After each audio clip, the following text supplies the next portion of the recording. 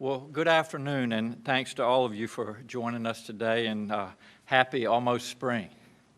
Today we have some updates on how the vaccine rollout is going and what that means as we move forward. A year ago this week, we had our first known case of COVID and our first known death. And it has been a tough year for everyone. But we're now in what we hope is the final phase of this pandemic, and the future really does look hopeful. We're often up here delivering bad news, but today let's start with some good news. Our cases are going down, and our vaccinations are going up. We've achieved the aggressive goal we set back in January. Back then, as you remember, just a few weeks ago, our goal was to get to 25,000 shots a day, and we accomplished that. We set our long-term goal to get everyone vaccinated by this summer would be 50,000 shots a day, and we have achieved that. We're now averaging almost 51,000 vaccine doses administered each day in our Commonwealth. We're 11th in the country in terms of doses given, and 6th in percent of doses used. In fact, on some days, we've administered more than 60 or 70,000 shots a day. 18% of our Virginia's population has had at least one dose.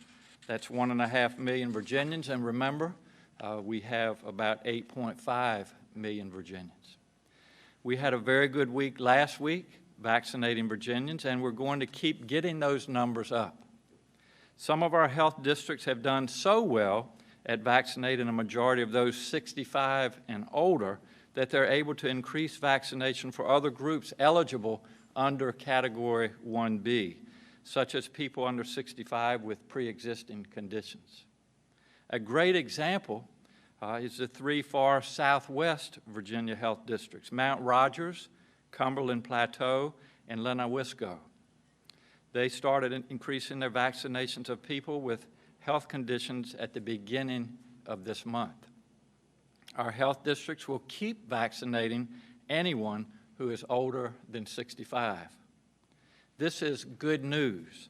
It's forward progress, and we're going to keep it up. Next week, we'll start phasing in a handful of community vaccine clinics that we're setting up with assistance from FEMA. You've seen massive clinics on TV, like at Dodger Stadium. Well, Virginia won't be that big, but these are intended to be large-scale events, able to vaccinate anywhere from several hundred to several thousand people in a day. We're working to identify sites that will help us vaccinate people equitably. We're starting with sites in Danville, Petersburg, and Portsmouth. We're scheduling for these clinics and the other vaccination events run by health departments in part from the pre-registration list. We launched a website and call center a few weeks ago and urged every Virginian to please sign up. Now we're reminding Virginians that you should go into that pre-registration system and make sure that all of your information is filled out and up to date. This is important so that we can make sure we have the information we need to know when to call you for an appointment, especially if you're over 65 and haven't been vaccinated yet. Make sure we have your age, your address, and the correct contact information. Now, what I'm getting ready to say is very important. It is important that you answer your phone. Our call center and local health districts are telling us that a lot of people aren't, and I think we're all guilty of that because of numerous reasons. And I know that everybody, including myself, is tired of spam calls. And most of the time, as we usually say, it's not smart to answer if you don't know who's calling. But right now, until we get everybody vaccinated, please answer your phone. It's about getting your shot scheduled. All along, we've said that vaccines are the key to getting our lives back to normal. This week, the CDC affirmed that, saying that people who are fully vaccinated can safely spend time inside with other fully vaccinated people. That's good news.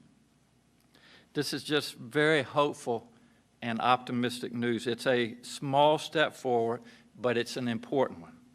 That's why we all need to get vaccinated as soon as we're able to. This is literally our path back to normal. So is going to school. Last week, President Biden announced that the White House wants states to prioritize vaccinating teachers as well as child care workers. Luckily, here in Virginia, we said back in January that teachers are essential workers, and we have been vaccinating them ever since. Our school divisions report that 2/3 of staff have received at least one dose of the vaccine, and nearly 40% of staff are fully vaccinated. We are continuing to prioritize vaccinating teachers and school staff, and we're encouraging the pharmacies in the Federal Pharmacy Partnership to prioritize teachers as well. While vaccinating teachers isn't essential to offering in-person learning, it certainly helps that effort. We've got more data and science now than we did 6 months ago, and we know that there are ways for schools to hold in-person classes safely. In January, we provided guidance to our schools about how to handle a return to the classroom. And in early February, I said we wanted to see all of Virginia's school divisions ready to offer some level of in-person learning by March the 15th. When I said that, around 30 school divisions were still fully virtual. That's about 1/3 of our school divisions, responsible for about 500,000 students. I'm glad to say that now all of our school divisions have submitted plans for in-person learning options, and most have started. Now more facilities have more options, and this is really good news too. The CDC has also issued federal guidance for schools. Our Department of Education and Department of Health have worked closely together throughout the pandemic to make sure our schools have what they need to make the best choices for their students and their staff. And now they're updating our guidance to schools so divisions understand how they can remain open safely and continue bringing students back this spring. We know this is important to our children's education and also to their well-being. Our children have endured a lot of change and uncertainty in this past year. They have been our champions, but we know it is taking a toll. We're seeing a decline in academic performance, and we're seeing increased behavioral problems and mental health issues. So I'm glad that our children are getting back into the classroom because that is where they need to be. Pam and I have visited several schools over the past couple of weeks, and we've seen the difference this is making. The enthusiasm is real, and I want to thank everyone who is working so hard. And I know that all of you can't go and visit our schools, but just take my word. When I go into these classrooms and I see the excitement from our teachers, the excitement from these children that are sitting in their desks with their mask on, they're keeping their distance, they're playing by the rules, they are just so happy.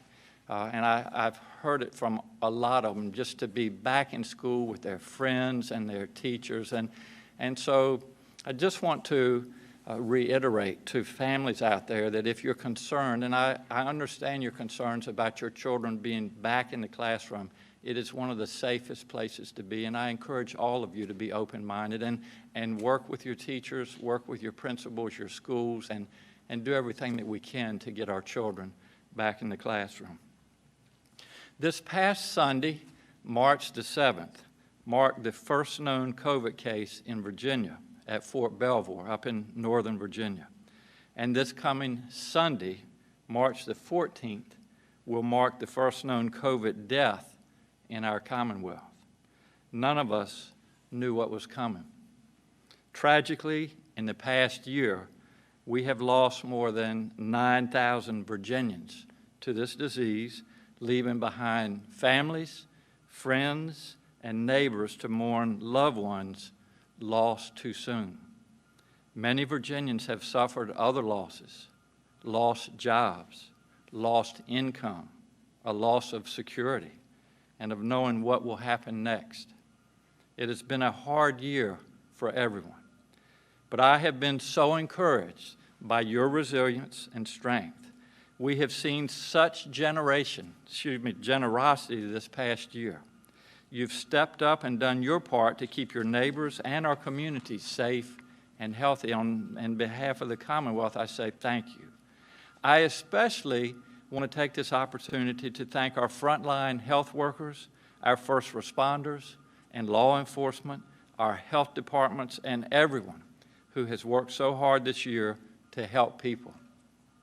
The vaccines are a light at the end of a long tunnel, and that light gets brighter every day. For now, we need to keep doing the things that we know work. Wash your hands, wear your mask, keep your distance. But there is every reason to be hopeful that things are getting better for all of us. So hang in there. We're going to put this pandemic in the rearview mirror. I'll be glad to take questions. Andre, it's good to see you. Good to see you, Governor. How are you doing today? I'm fine, thank you. Governor, I got a couple questions, if you will. Virginia ranks 12th in weddings, and a lot of Virginians who work in this industry are concerned. They don't understand your restrictions, saying because of these restrictions, they can only have a certain amount, 25 people, whereas concerts can have up to 1,000. Also on sidebar, the high school folks want to see their loved ones participate in athletics who've been training for years to showcase their talents, and they think that they can, attend these venues that are outside, space themselves out, and even the cheerleaders can space themselves out as well. And then lastly, boxing has been classified as entertainment, so those in the boxing venue don't understand that, and their restrictions are limited as well. Thank you.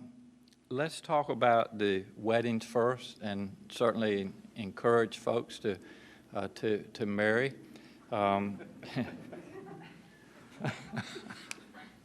I've happily married for 35 years, as you may know.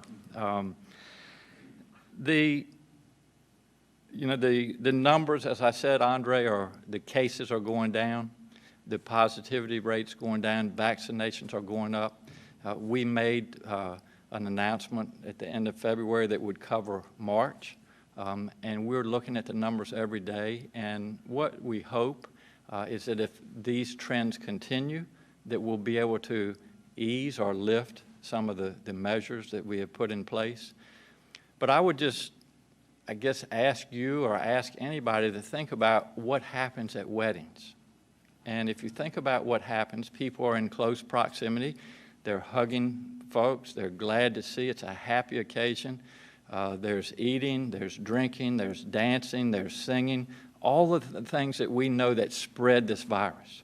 And so, we've really tried to follow the science and follow the data, and as soon as we can, I promise you, we'll lift the measures. But it's just not safe right now. Yesterday was the first day in many weeks that we had less than 1,000 new cases, and that's all good news. But we need to continue to follow these trends to make sure the numbers are down in communities so that it doesn't recur and we don't end up right where we were before. So again, we'll ease the measures as soon as we can. Now, yes? I did talk to some of them about that, the things that happen at a wedding, Uh-huh. and they want an opportunity to, again, restrict themselves, to stop some of that contact and prove that they can Sure. do this safely. Yeah, I hear you. It's difficult to control, and I know their intentions are good, but just as you have, I've been to a number of weddings, and again, I won't reiterate what I just said. As far as outdoor events, high school football, as you know, they're playing ball now. We want people to go out and be able to be spectators and see their children and be with their friends. We have increased the number of individuals at outdoor stadiums to 250. That's through March. And again, if these numbers continue, if the trends continue to be favorable, we'll make further modifications that will start on April 1st. So I would say more to come in that regard. And then your last question, maybe we can talk about that a little bit, was boxing. Just run that by me one more time. Those who are in the boxing industry said that they've been classified as entertainment, thus their capacity is restricted as well. Yeah, I'm not sure why boxing is a sport, but I would look in that. I maybe be able to get back to you on that particular issue. Whitney Evans, VPM. Hi, Governor. Thanks for taking my question. Can you speak to the latest involving the controversy with the Parole Board and the Office of Inspector General? Can you help clarify for us what role your office and the Office of the Attorney General had in the release of that first OIG report, and what are we doing moving forward to ensure transparency? Yes, thank you. The question is regarding the Parole Board, and a couple of comments I would make. Number one, I support parole. I believe in second chances. I believe that it is a very important part of criminal justice reform. Number two, the last thing that I'm going to let happen as this evolves is for it to become politicized. That is not in anybody's best interest, certainly not in the Parole Boards or the Office of Inspector General. And thirdly, I have said, and I will continue to support an independent investigation. We are having discussions with the Attorney General, with our legislators, and the plan to have an independent investigation to get to the bottom of all this is ongoing, and there'll be more to announce in that regard. I do want to remind folks that the Office of the Inspector General reports to my Chief of Staff, Clark Mercer. He's with us today, and I'd ask him to make a few more comments regarding the upcoming investigation and what's been going on with Officer of Inspector General and the Parole Board. Clark, thank you. Thank you, Governor. And again, Clark Mercer, the Governor's Chief of Staff, and I think this is an incredibly important issue, frankly, with a lot of unsubstantiated accusations being bandied about and a lot of politics being played, and we need to level set and set the record straight. And I will begin by talking about the importance of inspectors general. And prior to my position with Governor Northam, I worked with the Department of Defense in both Iraq and Afghanistan, looking at waste, fraud, and abuse in our wartime contracts. And in that role, worked alongside of inspector generals for the Defense Department, for USAID, for the State Department, and for both Iraq and Afghanistan reconstruction. So I have some career track records with inspectors generals and respect and understand the critical role that they play. We have 70 some odd agency heads in the Commonwealth of Virginia that report up through me, including the Inspector General. It is standard operating procedure. We have had hundreds of reports and investigations and fraud hotline calls that have been made to the Inspector General over the course of this administration. I meet quarterly with the Inspector General and review his reports and recommendations for how we can improve and move government forward. Most of those reports, I will tell you, don't rise to the level of discussing at a press conference. Snowplow contracts for VDOT, how individuals in financial aid offices are awarding tuition. But almost to a report, the company line is for secretaries and agency heads to accept the findings and recommendations of our Inspector General and implement those recommendations to improve state government. So that's very important that we meet often, as we should, and secretaries with the Inspector General and his staff. The topic of the parole decision of Vincent Martin is one that warrants discussion because it is one of, if not the most high-profile parole decisions in the history of the Commonwealth. It was a brave and bold decision both by the Parole Board and the Governor, and one that we stand by strongly. There have been individuals that have been very loud and very critical of parole in general. They don't support parole, perhaps in the most extremely limited circumstances. And in this particular case, they have been very loud in their opposition to the parole decision of Mr. Martin. So last summer, when a 6-page report was delivered to my office, the first time we saw any such report or findings about the process to parole Mr. Martin, and I underscore the word process. The Inspector General looked at the steps that were taken after the policy decision was made to parole Mr. Martin, not to look into that policy decision, which I note several of the legislators who have weighed in from the other side of the aisle opposed, but it was the process, notification. Did a Commonwealth attorney get the proper notification? That not what he thought about the parole, but the notification that parole was happening. And the Secretary and I would certainly agree that there is confusion in the General Assembly, in the public, and at OSIG's office over how the parole process works. And we have supported legislation which clarifies that and improves that process, and that legislation is sitting before the governor now, and I would assume he would take action on it very soon. So last summer when we got this report, it wasn't your typical report. It was a high-profile report. I asked Secretary Moran, what does your team think about OSIG's report on the parole process for Mr. Martin? And the response was, we are very critical of it. We think it is highly biased. We think it omits sections of code that are very relevant to the process to parole him. It points to some sections of code that are incorrect. And there's substantial commentary on the kind of individual that Mr. Martin is that has nothing to do with the parole process that they were supposed to look at. And in his parole packet, there were substantial write-ups on Mr. Martin's behavior while incarcerated that were omitted if we're talking about writing about the kind of person that Mr. Martin is. So Mr. Martin, who was eligible for parole starting in 1994, was paroled last summer, and this report came out, or last year, and this report came out.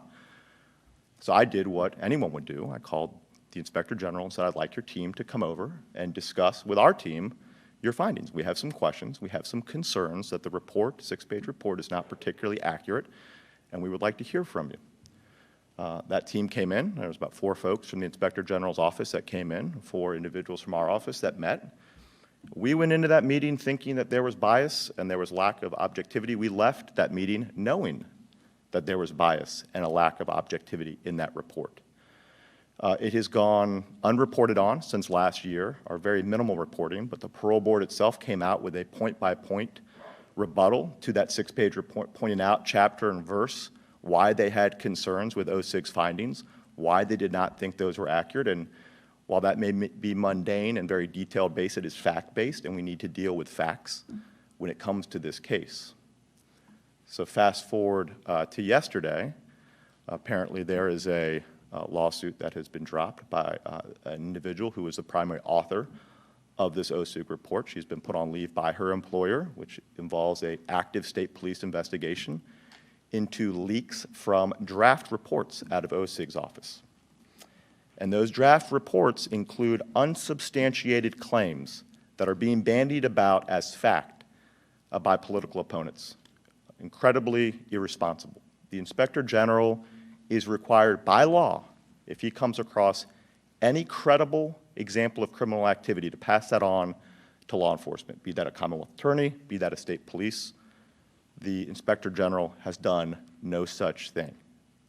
The governor has called for an investigation, an independent investigation. We have leaks starting last summer, including by members of the General Assembly, that violate the same code sections that the OSIG's report deals with. So we want that investigation to run the gamut, to look at how this report was put together, how a draft was made into a final draft, why unsubstantiated claims were not included for the public. I think it's obvious why, if something is unsubstantiated, they're not included in a final draft. That being said, we want it to be independent. We've begun to speak with legislative leaders. We have begun to speak with the Attorney General's office about what form that investigation may take. It may very well include outside counsel, which would necessitate a budget amendment, which obviously the governor would have the ability to make between now and reconvene session. But I will note yesterday, and folks talk about the politics of this, I was disappointed, and I think it does not take much work to connect the dots here, that the counsel that has been retained in this lawsuit is on the ballot himself in November, running for office. He has sued the governor several times this year alone over elections and over COVID.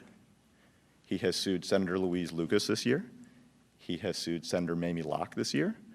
He has sued the Speaker of the House, Eileen Fillercorn, this year.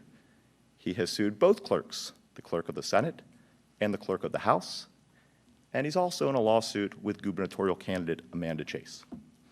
Of all of the thousands and thousands of lawyers one might retain on this very, very serious issue, to retain an overtly political stakeholder is disappointing. We need serious people to look into this, and we need a serious outside investigation. Because at the end of the day, unsubstantiated claims, that's not my word, that's the Inspector General's job, is to substantiate claims, are being bandied about as truth. I would encourage, I have the Secretary available, as well as our press secretary, to walk you through the Parole Board's response to last summer's 6-page report. We stand by our assertion that it was biased, was not objective, and we need to get an independent group to come in here and take a look at it. And because of the fact that there's an active state police investigation into the illegal leaks, because now there's an active lawsuit, and because we have called on an independent investigation, that is going to be it for the commentary that we provide on this issue. And we will certainly provide an update soon when that independent investigation is further along. Thank you. Question not on the parole stuff, but on the vaccination, registration, prep mod, and VAMs, and kind of the issues there. Two things. One, can you get us up to speed on where we are with this workaround to help out the health districts with this? But also, was this a choice of a poor vendor? What was the issue here kind of going with this company or these companies? Yes, thank you, Henry. I'm going to let Dr. Avula address that. Danny, thank you. The question was clarification on the registration platforms we've used in VAMS and PrepMod, and was this a situation where we made the wrong choice with a vendor, and what's the path forward? So the first platform that we used, the VAMS platform, was what was issued by the CDC. The CDC, in conjunction with a consulting firm, developed VAMS. It was meant to be kind of the baseline platform that most of the country adopted.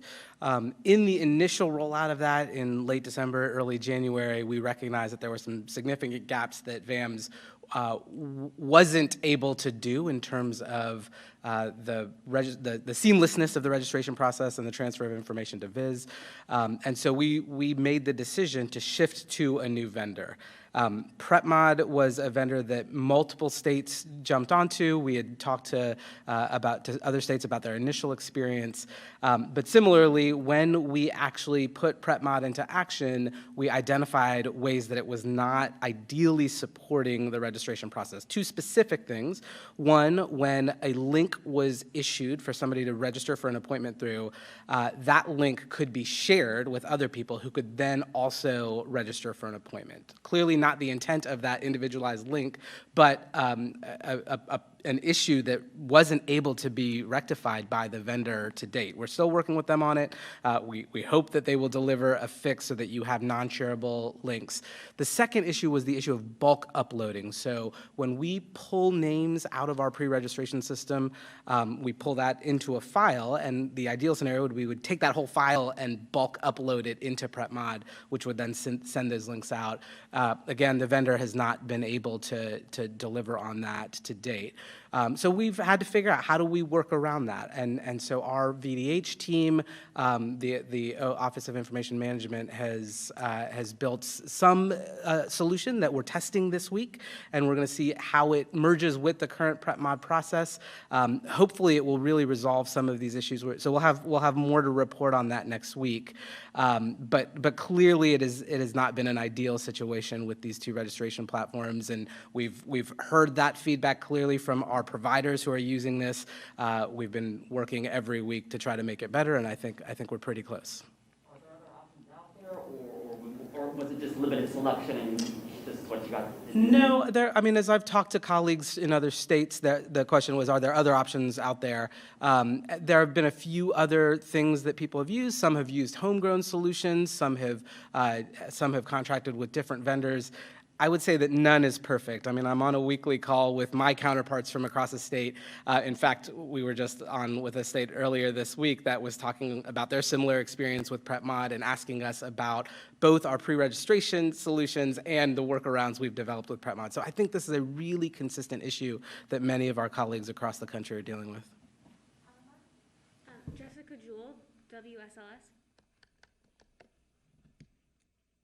Hi, Governor. Now that more people are getting vaccinated and the CDC is easing up on guidelines, what guidance do you have on allowing nursing homes and long-term care facilities to welcome back visitors?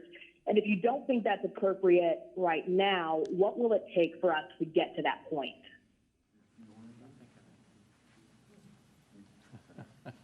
You want to address that? So the question, if I can unstick myself here, as I understand the question is, given the length of or the extent of vaccination, can we change guidelines for skilled nursing facilities, assisted living facilities to allow visitation? We certainly can take that into consideration. We've been working for some time throughout this entire pandemic quite closely with our colleagues in the long-term care facilities, and I think that the issue there is not so much the ones who are still resident and the staff, but there's a lot of turnover in nursing homes. There's about each month something like 7,500 new residents who come in.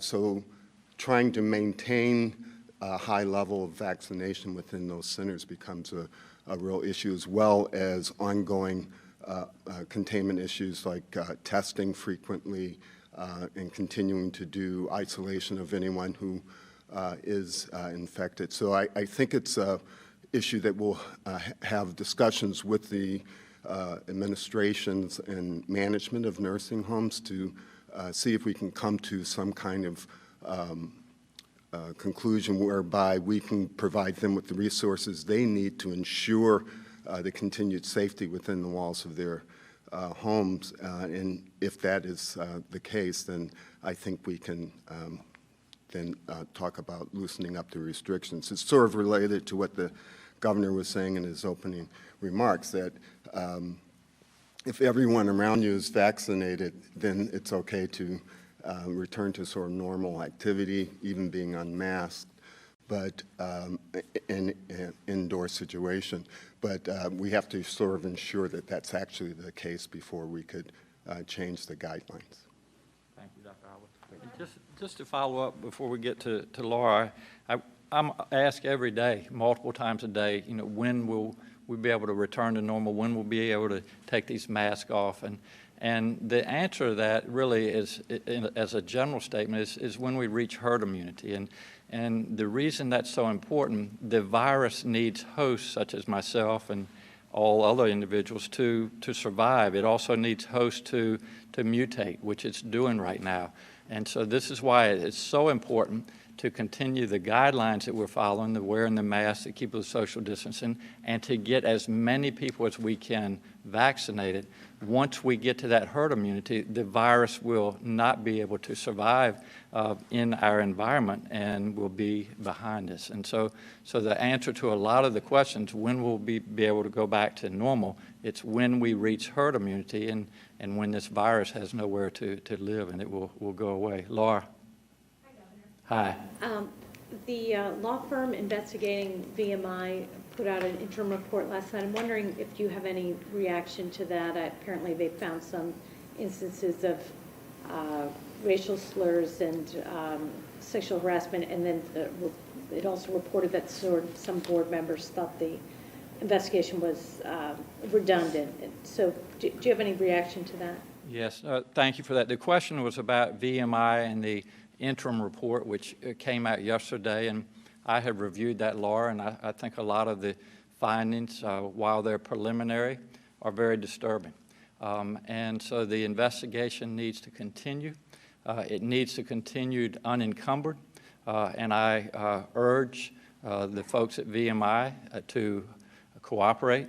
and allow the firm that we have retained to do an open and independent investigation. And at the end of the day, what we want for VMI and what we want for any college or university in Virginia is for that place to be open, to be welcoming, and for people to feel comfortable when they go to school there, and for their families to feel comfortable, and for the staff, the faculty, et cetera. So that's really our goal. Again, this was an interim report.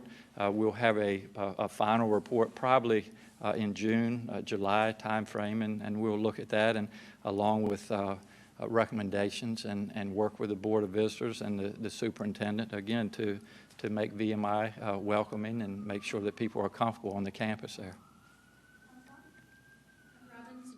With the Virginian pilot. Hi, Governor. Is your expectation that more school districts will begin full-time instruction by the end of the school year? The question is, will more school districts have full in-class learning by the end of the school year? Again, it's a great question. It's not a one-size-fits-all. We've talked about this, I think, on several different occasions. We have allowed the schools, the districts to look at the data in their neighborhoods and make the determination on how they move forward with in-class learning. Again, we certainly recommend and encourage families to be comfortable with sending their children to school, but we also realize that there are situations with families, perhaps they have elderly individuals living at home, people with special medical needs, and they're just not comfortable with their kids returning to school. And so we understand that, and the schools will continue to provide virtual learning. Again, as I said earlier, until we get to the point where this pandemic is finally in the rearview mirror. So while we encourage our children to be back in school, we understand that that's not going to be the case for all families, and the schools will work with these families, and the localities will make these decisions. Hey, Dr. Lane, welcome. Thank you. I'll just add to that, Governor. We release a map on our website that's a snapshot of what the modality of opening is in every school division. We update that on a frequent basis, and it was updated recently this week as of yesterday. And we've seen a significant number of our schools moving towards more in-person opening as we approach March 15th. There are many school divisions that have gone from hybrid, which was, say, a 2-day a week, that are now later this month going to 4 days a week. As the governor mentioned, we had a few dozen schools that were predominantly remote. As of today, I think we're actually under 12 as of today, and by March 15th, certainly we'll have all but maybe 1 or 2 school divisions that have their in-person starting, and I think the last school division will start with their in-person learning on April 12th, which is immediately after spring break. And so in the media, I saw some reports that maybe Sussex did not have a plan. I just want to clarify that every school division has a plan, including Sussex, and we're looking forward to working with each of those school divisions on their plans. Thank you. Yeah, I was hoping you could speak more to the community vaccination clinics you said would be opening up. I think last week. I'm wondering specifically, how were the 3 sites you mentioned chosen? Who will be eligible for vaccination at those sites, and how will they be configured in terms of walk-in, drive-through, what have you? Curtis, you want to? Yeah, it's Curtis Brown, who directs our emergency management, is going to address that. Thanks, Curtis. Thanks, sir. Thank you, Governor. The sites were selected through an assessment of all the local governments. We were looking for large sites that were accessible to the public. We had an equity analysis to look at how close they were to vulnerable population, and we were able to drill that down to 5 different areas. This first 3 jurisdictions will be the first 3. We will be adding more over the next 2 or 3 weeks after this first group comes excuse me, after this first 3 comes out. So this is just the first 3 out of hopefully up to 13 that we'll have over the next 3-month period. And so this first group is Petersburg, Portsmouth, Danville. These are only individuals who register. So the registration component is still important.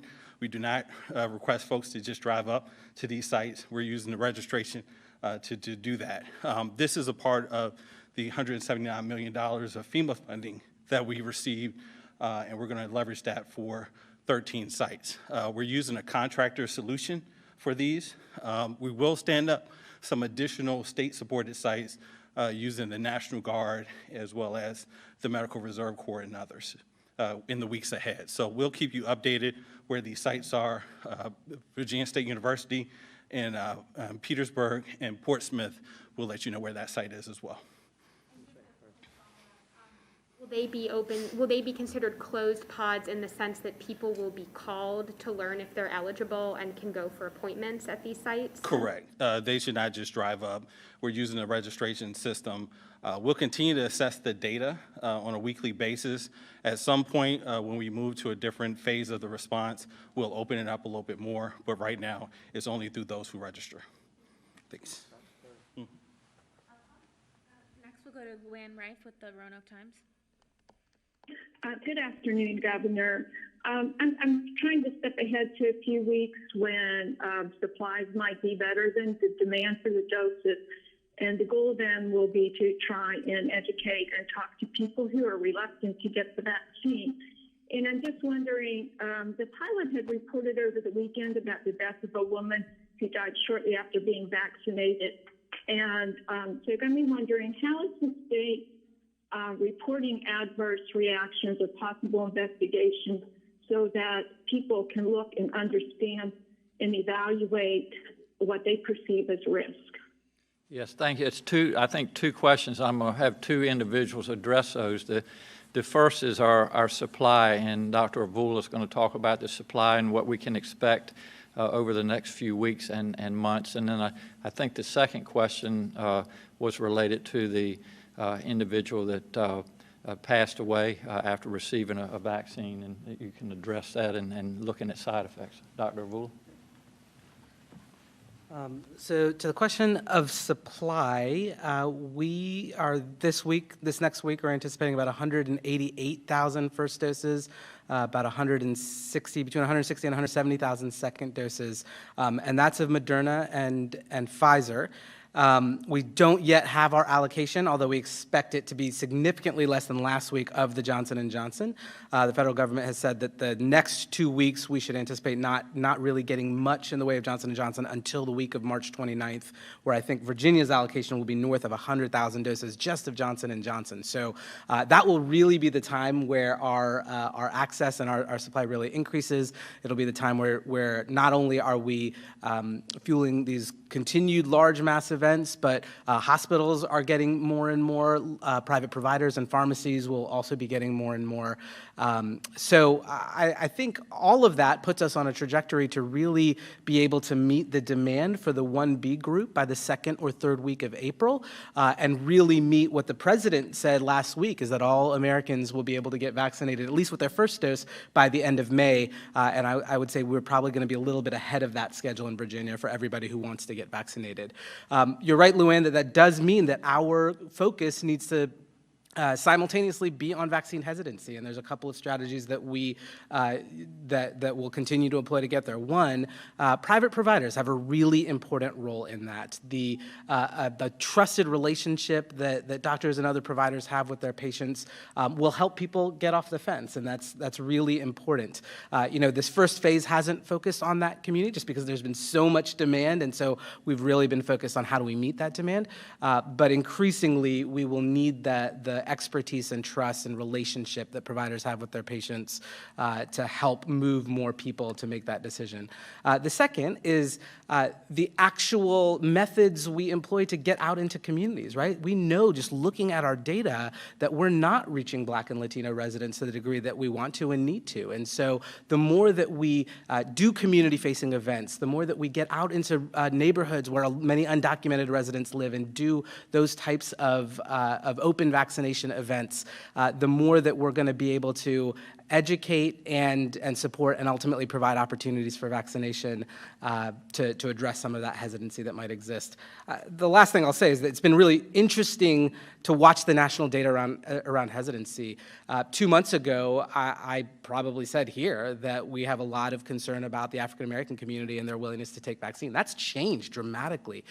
From December to January to February, we've really seen vaccine hesitancy drop in that population, and where we see the most hesitancy is actually in white Republicans living in rural areas. And so we are going to have to continually shift our education, our messaging, and our strategies to get vaccine into those hesitant communities.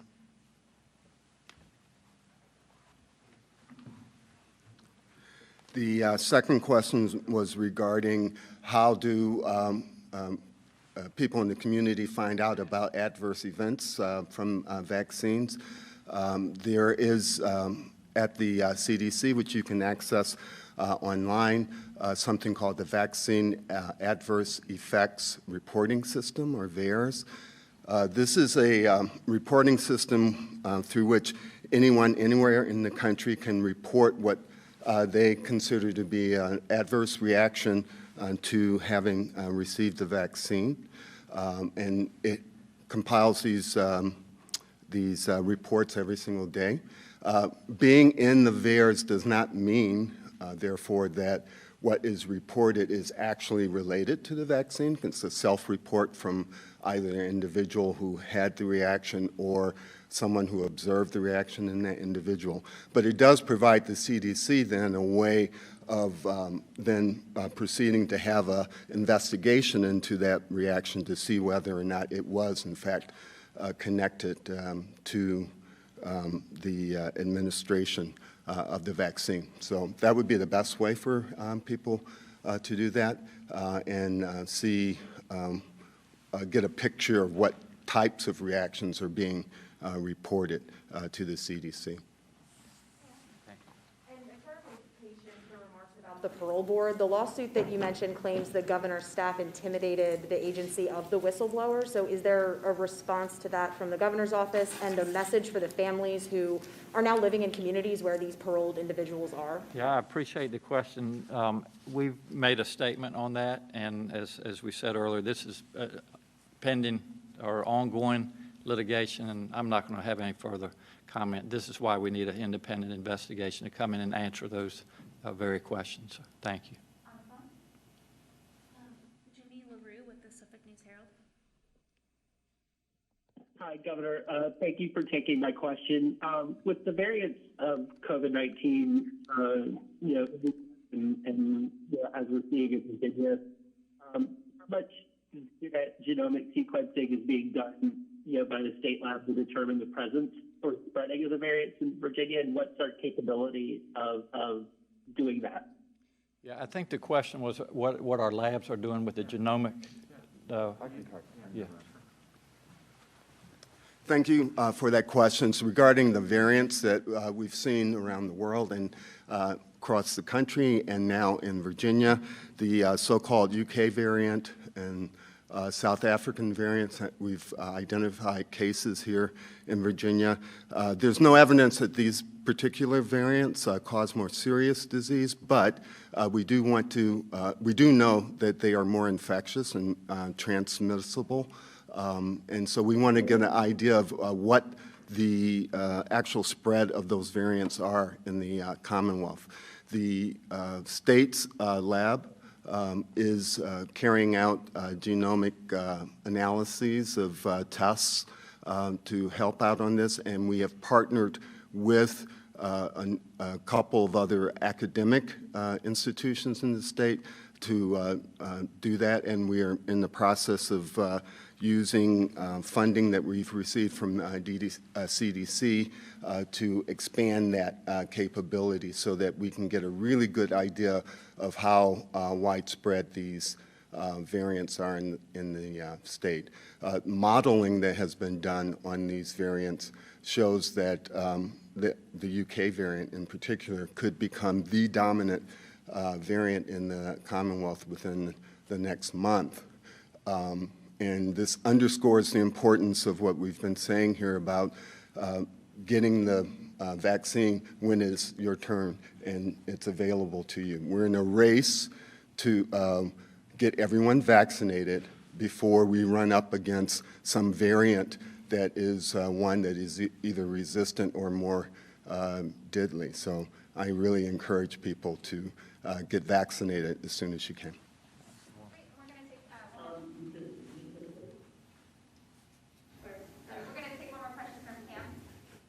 And Governor, maybe for Dr. Avila, we're continuing to get complaints from people up to as late this week that their information isn't showing up on the state pre-registration system despite saying they had registered with their local department. Can you explain why that might be? Is there still that data transfer going on, or what's happening? Yeah, the question is that that CAM continues to receive complaints from residents who can't find themselves in the pre-registration system. And I would say, there are a number of reasons for that, and what we would want anybody who can't find themselves to do is to call the 1-877-VACCINE-VA number, and an agent will help try to reconcile. All of the merging at this point has been done. Most of the data cleaning has also been done. There are a few scenarios where someone didn't provide, either a full name or a birth date, and then those weren't able to be matched to an earlier record, which is why there was an email that went out to everybody in the system earlier this week that says, we need you to update your information. And the updating of that information is important for a couple of reasons. One, because once you fill out the rest of those fields, we can complete the merging based on the first name, last name, and date of birth. But also because you can log in there either a change of your employment status, like perhaps you, at the time that you registered, you didn't fall into a 1B qualifying category and now you do, or also the ability to mark if you've actually been vaccinated or not.